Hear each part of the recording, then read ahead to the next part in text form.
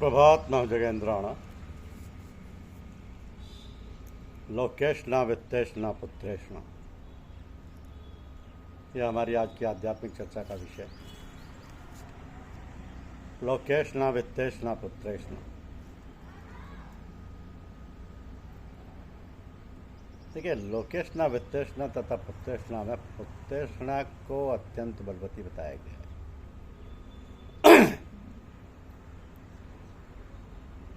ऐशना का अर्थ है इच्छा। पुत्र प्राप्ति की तीव्र एवं उत्कृष्ट कामना ही पुत्रेशना है। वर्तमान समाज में पुत्र का स्थान पुत्री भी लेने लगी। अतः शिक्षित एवं समझदार व्यक्तियों में पुत्र पुत्री के मध्य भेद करने का भाव कम होता जा रहा है। इसलिए जिनके संतान नहीं होती वह प्रभु से संतान हेतु प्रार्थना करते समय चाहते हैं कि पुत्र ना सही पुत्री हो जाए। कुछ लोग लड़के के स्थान पर लड़की को गोद लेना पसंद करते हैं। तात्पर्य यह है कि संतान प्राप्ति की स्वाभाविक उत्कट इच्छा मनुष्य मात्र में होती है, ये तो ठीक है, किंतु संतान के पालन पोषण और शिक्षा में प्राय व्यक्ति इतनी ही उत्कट भावना से सावधानी न बरतते। जिस संतान को हम आत्मज या आत्मजा कहते हैं उसके व्यक्तित्व विकास का सर्वाधिक उत्तरदायित्व हमारा है। व्यक्तित्व विकास के अंतर्गत अनेक कारक हुआ करते हैं, उन सब पर विचार कर पाना आवश्यक है। अधिकांश से देखा जाता है कि माता पिता अपनी संतान से अपेक्षाकृत अधिक आशा करने लगते हैं। बचपन से ही संतान की अत्यधिक प्रशंसा करने लगते हैं, उसकी त्रुटियों और कमजोरियों की अनदेखी करते हैं। हम अपने व्यक्तित्व निर्माण में रह गए अभाव की पूर्ति संतान के व्यक्तित्व की रचना में कर लेना चाहते हैं। अपनी अपूर्ण कामनाओं का भार संतान पर आरोपित करने की एक बड़ी भूल करते हैं। जीव विज्ञान बताता है कि प्रत्येक जीव अपनी निश्चित क्षमताओं के साथ जन्म लेता है। मनुष्य शारीरिक, मानसिक एवं बौद्धिक शक्तियों का आनुवांशिक सीमा के साथ जन्म लेता है, जिनमें प्रवेश के प्रभाव से एक सीमा तक सुधार संभव हो सकता है। इसलिए प्राथमिक आवश्यकता इस बात की है कि हम अपनी संतान की प्रवृत्तियों का पता लगाएं जो हमारी संतान में विकसित हो सकती है। उन दिशाओं और क्षेत्रों का पता लगाएं जहां हमारी संतान सफलता प्राप्त कर सके। उन क्षमताओं और सीमाओं का पता लगाएं जहां तक हमारी संतान अधिकतम उपलब्धियां अर्जित कर सके। संक्षेप में हम अपनी संतान की रुचियों, रुझानों, प्रवृत्तियों, योग्यताओं, क्षमताओं आदि के विकसित होने की संभावनाओं की तलाश यथार्थ के धरातल पर करें। ऐसा करके हम अपनी संतान को उपयुक्त निर्देशन दे सकेंगे। बचपन से ही बालक बालिका के कोमल मन पर हम अपनी अपेक्षाओं की गहरी रेखाएं खोदने लगते हैं। हर समय किसी के सामने दोहराते रहते हैं कि मेरा पुत्र बड़ा होकर डॉक्टर बनेगा। पुत्र भी अपने भ्रम में भ्रमित हो जाता है कि एक नकली उधार ली प्रेरणा संतान में बढ़ती रहती है, जबकि वह जानता ही नहीं कि डॉक्टर बनने के लिए उसकी बौद्धिक क्षमता और वास्तविक प्रवृत्ति उसमें अल्पज्ञ है। या बचपन में बालक समझता रहता है कि डॉक्टर बनना शायद बहुत आसान बात होती है। जैसे जैसे बालक बड़ा होता है, क्रम से ऊंची कक्षा में जाता है, उसका गिरता हुआ परीक्षा परिणाम बालक की योग्यता, क्षमता और प्रवृत्ति के अपर्याप्त होने की सूचना देता है। फिर हम बहुत सारे प्रयत्न करते हैं ट्यूशन वगैरह वगैरह के। बच्चे के मन पर गलत असर पड़ने लगता है, बच्चा कुंठाओं का शिकार होने लगता है। इसमें बच्चे का दोष बहुत कम था, हमारा दोष अधिक था, और हमने सारा दोष बालक पर थोप दिया। हमने प्रमुख गलती है कि बालक की प्रवृत्ति और योग्यता को नहीं पहचाना और अपनी महत्वाकांक्षा का भार बालक पर डाल दी। कुछ उदाहरण इस प्रकार के मिलते हैं जहाँ बालक की प्रवृत्ति को तो कुछ पहचान लेते हैं, पर अपनी आशा से अधिक उसकी योग्यता और क्षमता का मूल्यांकन करने लगते हैं।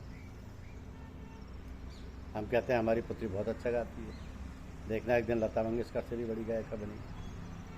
हर किसी के सामने पुत्री की अतिशय प्रशंसा करने लगते हैं।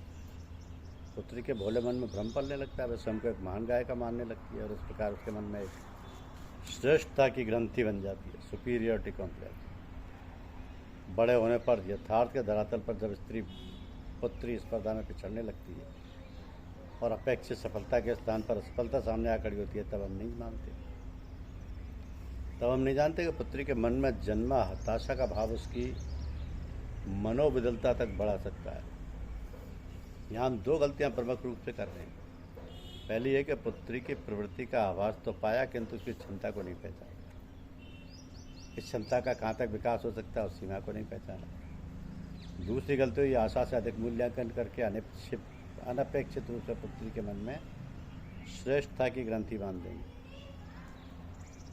इसी प्रकार कुछ माता पिता अपनी संतान की योग्यता एवं क्षमता का अवमूल्यन करते हैं।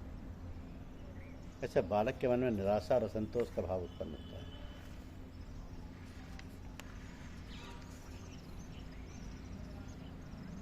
इसलिए इन बातों का उल्टा ही परिणाम निकलने लगता है।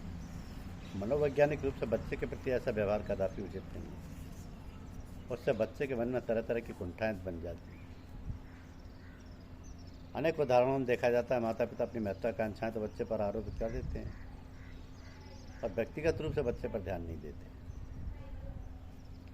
माता पिता अपने बच्चे की प्रवृत्ति और क्षमता का यथार्थ आकलन कर उससे अनुरूप बच्चे को प्रोत्साहन भरा सकारात्मक वातावरण देते हैं। यथार्थ आकलन कर उसके अनुरूप बच्चे को प्रोत्साहन भरा सकारात्मक वातावरण दें, तभी तो वैज्ञानिक, डॉक्टर, इंजीनियर या IAS आदि नहीं बन सकते। तो उसमें संतोष की बात ही क्या। क्षमताओं और योग्यताओं के अनुरूप प्राप्त हुई उपलब्धि में हमें संतोष करना चाहिए। और हाँ, डॉक्टर, इंजीनियर आदि बनाने से भी महत्वपूर्ण है कि हम अपनी संतान को अच्छा मनुष्य बनाने की शिक्षा दें। बालक के भविष्य की शिक्षा और उसके कैरियर निर्माण से भी अधिक प्राथमिक महत्व की बात यही है कि हम अपनी संतान में नैतिक एवं मानवीय मूल्यों के संस्कार डालकर उसे अच्छा नागरिक बनाएं। वैसे तो धन की सेवा तन और मन की सेवा से नीचे दर्जे की है, परंतु धन से बहुत सी आवश्यकताएं पूरी हो जाती हैं, इसलिए उसका महत्व है। संतों की निजी आवश्यकताएं बहुधा ऐसी होती ही नहीं जिनके लिए उन्हें अपने निजी साधनों से अधिक आय की आवश्यकता हो।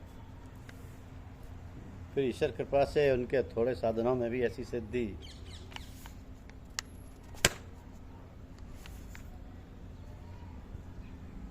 या बरकत होती है कि उन्हें सहायता की आवश्यकता ही नहीं रहती। यदि आप उन्हें धन भेंट करते हैं तो वह आपके तथा सत्संग में आने वाले अन्य लोगों की सुविधाओं पर खर्च कर दिया जाता है।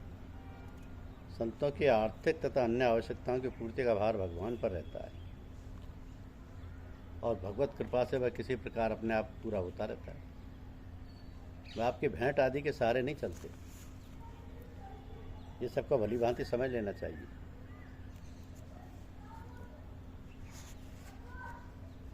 संतों की सेवा स्वतः ही होती रहती है, उनकी व्यवस्थाएं अपने आप चलती रहती हैं। इसलिए विषयों का चिंतन करने वाले मनुष्य को उन विषयों में आसक्ति पैदा हो जाती है। आसक्ति से कामना पैदा होती है, कामना से क्रोध पैदा होता है, क्रोध होने पर मूढ़ भाव हो जाता है, मूढ़ भाव से स्मृति भ्रष्ट हो जाती है, स्मृति भ्रष्ट होने पर बुद्धि का नाश हो जाता है, बुद्धि का नाश होने पर मनुष्य का पतन हो जाता है, मनुष्य का पतन हो जाता है। इसलिए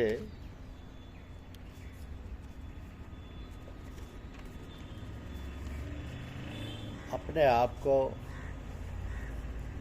भगवान अथवा किसी महापुरुष के अधीन समझो, क्योंकि वो आपको सही राह दिखाते हैं, वो आपका सही मार्गदर्शन करते हैं, वही पथ प्रदर्शक हैं। उनके रास्ते पर चलने से आगे की जिम्मेदारी उनकी हो जाती है। वही आपके